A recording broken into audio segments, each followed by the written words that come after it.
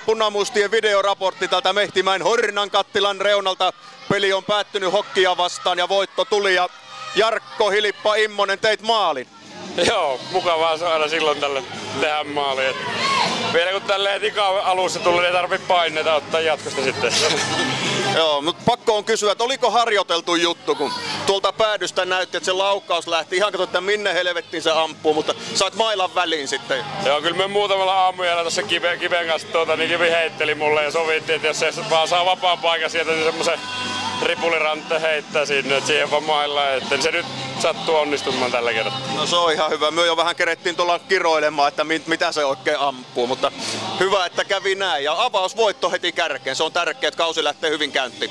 Joo, kyllä se on, että kieltämättä viime vuonna jäi tää sarja-avaus iteltä pelaamatta, niin nyt oli kyllä ehkä vähän vielä... No, ilmoitus hävittiinkin 5 putken silloin. Oli vähän ekstra jännitystä tossa. Oli hyvä näin, kun tässä nyt niin saatiin hyvää starttia. Ja nyt jatkuu niin pelit aika kovana ja tiukalla tahilla, niin tästä paljon mukaampi lähtee, kun on voitto alla. Joo, se taitaa olla nyt 4 peliä melkein ensi viikolla. Tai viikko ja 1 päivä, niin 4 peliä. Joo, aivan. Tästä huomenna lähdetään jo tonne Vaasan suuntaan ja siellä on nuori ja nälkäinen joukkue tulossa vastaan. Että siellä tulee varmasti kovaa vääntöä. Sitten heti takaisin ja maanantaina Jukuoret, niin siinä onkin sitten jo ihan iltapuhetta. Siinäpä tekemistä riittää. No mähän elepymään vähäksi aikaa. Kiitoksia. Hyvä. Moro. Kiitos.